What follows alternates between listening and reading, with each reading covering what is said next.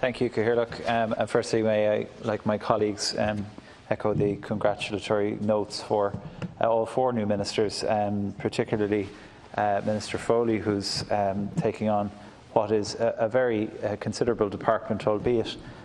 to a new department being created with higher education, and Minister Harris. Minister Harris, I would say that while the Department of Higher Education will be equally as important as your previous role, I would imagine it will be somewhat less frenetic, so I wish you well in that.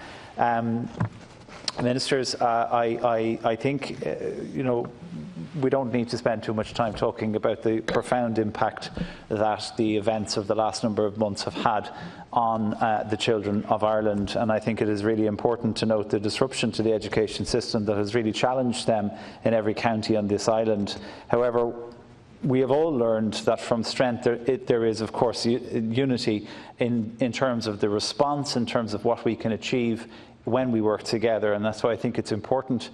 to have noted the remarks of a number of speakers in terms of a collaborative and cooperative approach with the Department of Education and indeed higher education with regard to how we respond and how we improve the Department of Education and the education of our children and young adults. We're all aware, of course, that as a matter of urgency, that the departments provide certainly parents and indeed third-level institution students with clarity as to precisely how schools will be safely reopened. We're all aware that the current situation is quite volatile as regards the virus, and indeed we have seen already the changes that have been made in terms of our roadmap. And in a relatively short period of time, however, that can actually change back. So we shouldn't lose heart with that, but at the same time, as has been echoed by a number of members, I think it is incredibly important that we provide clarity for the parents up and down this country so that they can make the choices and the decisions that they need to make early in the month of August as regards the incoming schooling year. Our education system, of course, is of paramount importance to any functioning and progressive state, and indeed as a response to COVID-19, education, I think, as it was a decade ago, is even more important as to how we respond to the economic challenges that are presented and ensure that there are no opportunities lost when it comes to the education of our children. As we know, a child's development in the first 13 years of life will form lifelong habits and characteristics that will have a profound effect on their later life. We owe the children of Ireland a coherent and practicable plan to deliver the quality education that they deserve. And as such, ministers, we really do require and need to seek to address all concerns that parents and professionals currently have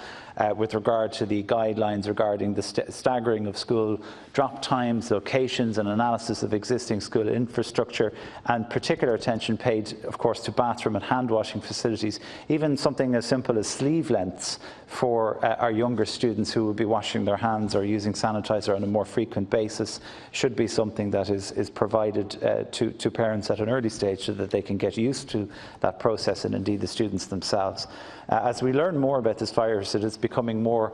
clear to us that when interactions with others and sufficient air ventilation can prove the difference between preventing or facilitating the spread of the virus, and supporting schools in obtaining the necessary equipment to enhance air ventilation within classrooms should play an important role in reopening of schools. Providing a clear and effective path in a timely manner will achieve a fundamental goal of giving confidence to parents and teachers alike. Confidence,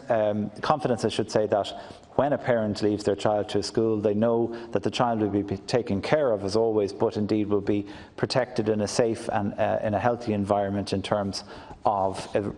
eradicating COVID-19 from our society.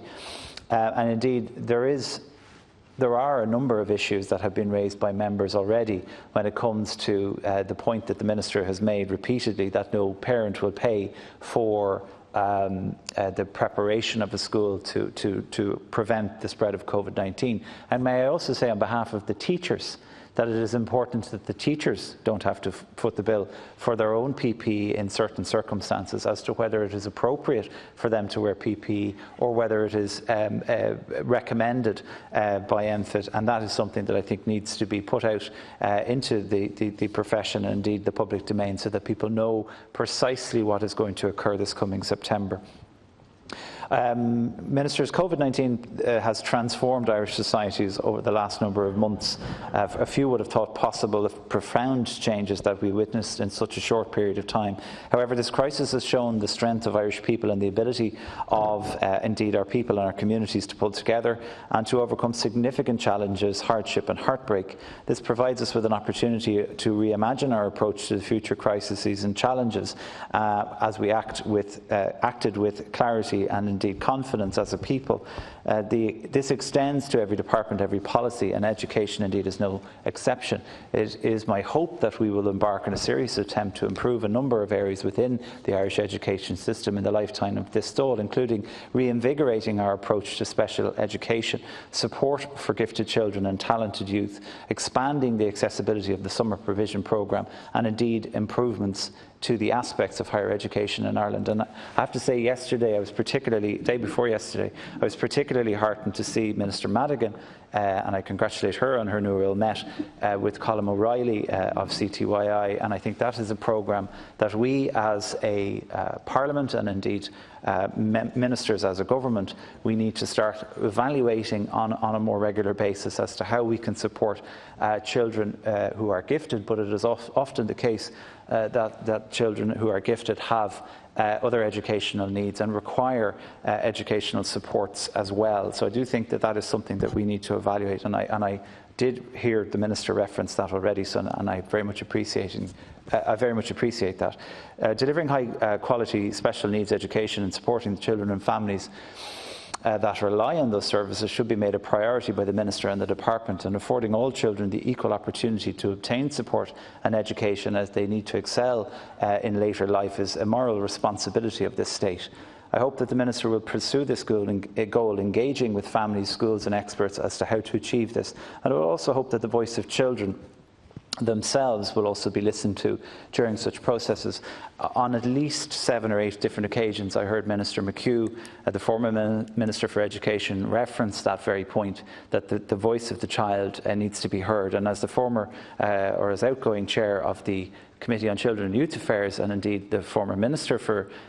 Children and Youth Affairs, Minister Zappone, that was a key aspect of the process that indeed her department, the committee that I worked on with colleagues, and indeed TUSLA emphasised. So it's heartening to hear the Minister and the former Minister and indeed the department focus in on what is an important aspect of the learning process that the department has to undertake on an annual basis, and listening to the child is an extremely important part of that process. Ministers, programmes such as obviously the increasing role, 17,000 special needs assistants who have been rolled out for this coming September, which of course is welcomed, but there is a clear issue with regard to how the evaluation is made. Although great strides have been made and improvements, there is always room for improvement, and I think, as has been echoed by a prior colleague, having a minister who is a former practitioner of education herself may provide additional light as to how we can streamline the SNA allocation process to support both schools and indeed children. We can achieve greater strengthening of special needs classes in mainstream schools and support the vital work carried out by special needs assistants by doing just that. There has been significant progress in this field since 2011, and I certainly hope that the present ministers will work to improve it further. Programmes that I mentioned earlier, gifted children have the opportunity to reach their potential not on their age but rather on their talent and their passion, should be encouraged and developed by the department. For too many students and for too many years, Ireland has not met such students with the sort of support that is required, and indeed the system can be and has been described as rigid and bureaucratic from time to time, which can lead to unintended consequences and indeed an opportunity lost when it comes to students' progress. Creating a more flexible and adaptive system that supports students, that can kickstart the sort of changes that as was mentioned earlier, in developing a child throughout their educational career, I believe we have a golden opportunity to commence that process now. And likewise, I'm pleased that the July provision has been expanded to include students with Down syndrome who have previously been omitted from this programme. The programme relies upon by approximately 10,000 students every year. However, the aspects of this programme can be of benefit to even more students. Expanding the accessibility of the programme to a greater number of students with different abilities can be achieved should the goal be adopted by the Minister. Any such review of the programme should consider extensive paperwork burden placed on parents applying for the programme and the implementation of a streamlined, user-friendly approach to accessing this hugely important and progressive programme. I can't emphasise that enough, Minister. The sort of paperwork that is required for parents to complete really is burdensome. You would know, and indeed all of our colleagues present and indeed in the channel would know, the number of members who are approached to assist with parents filling out paperwork, particularly when it applies to the Department of Education. So if we are being inundated, then there is always more, and I therefore believe that we should attempt to do our best to streamline it. Moreover, the Minister may consider reviewing a process of schools that choose to opt out of the programme despite having children enrolled who would qualify and benefit from participating in it, as well as examining the creation of a more integrated system of registration for both parents and tutors. That is an issue. I think every school in the country will have children who would ordinarily qualify, and while there are home-based, in this scenario, programmes available, it is not always possible to secure a tutor, and therefore children are missing out. And I do think that we should use this process to evaluate that. I have 90 seconds left, Ministers, but I will say very briefly that I would very much appreciate your remarks in response in writing, if that's possible. Many changes in Irish society have had roots in opening up accessibility and the progression of our education system, and this has led to economic, social and cultural benefits for our people. Enhancing this approach to our education system should be an important part of the future Department's policies, and I'm therefore pleased that the Programme for Government is committed to review of the National Action Plan on Bullying, and this will significantly aim to include guidelines for tracking gender identity bullying. Recent surveys and studies of bullying in schools highlighted that LGBTI students are disproportionately affected by bullying in Irish schools, and I think that the review of the National Action Plan on Bullying, while welcome, should form part of an overall wider review of LGBT issues as they are approached in our schools, with the expressed aim of creating a safer and more welcome environment for young people struggling with their orientation and indeed their own identity. Ministers, I will conclude on those remarks, and I'll ask that the remainder of my comments be read into the record. But I'll finish by reiterating what I said at the start, just to wish all four new ministers all the very best. I didn't name Deputy Collins or Minister Collins by name, and I should do so. But just to say, I wish you all the very best. In the absence of the line committee or committees, I think this is an opportunity for all of us to make constructive contributions to the Minister, but I do think it will be worthy of the Minister ministers indeed to start